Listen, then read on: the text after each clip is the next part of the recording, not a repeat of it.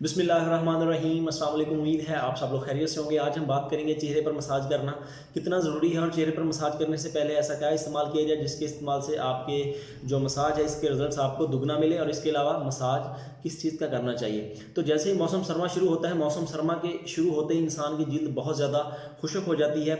जिल्द पर मसाज करने से दौरान खून में रवानी आ जाती है और दौरान खून में रवानी से जो जिल्द है वो खुश्की से महफूज रहती है। आपको मसाज करने से पहले करना यह है कि आपने एक कॉटन पैड लेना है। कॉटन पैड को आप दूध में भिगो दें या आप उस कॉटन पैड को अर्के गुलाब में भिगो दें। दोनों में से जो आपको बेहतर लगे उसमें आप कॉटन पैड को भिगो दें। दोनों के रिजल्ट्स जो हैं वो बेहतरीन है। दूध में भी भिगो सकते हैं और अर्के गुलाब में भी भिगो सकते हैं। और जब आपने चेहरे का मसाज करना है उस कॉटन पैड से आप चेहरे को अच्छी तरह से साफ़ कर लें। उसके बाद आप जो भी मसाज करवाएंगे उसके रिजल्ट्स आपको बहुत शानदार मिलेंगे, दुगना रिजल्ट मिलेगा आपको। और जो मैं आपको मसाज बताने जा रहा हूँ उसको कम अज़ कम मौसम सरमा में लाजमी करना चाहिए और हफ्ते में एक बार ज़रूर करना चाहिए।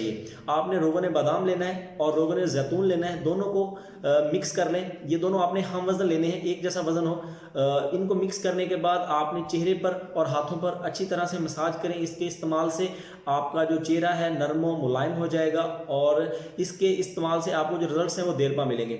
इसके अलावा इसको आप बॉडी पे भी मसाज कर सकते हैं, लेकिन इस टॉपिक पे फिर किस टाइम वीडियो बनाएंगे। इसके अलावा मौसम सरमा में अपनी जिल्द का ख़ास ख्याल रखें, जिल्द की सफाई का ख़ास ख्याल रखें। दुआओं में याद रखिएगा।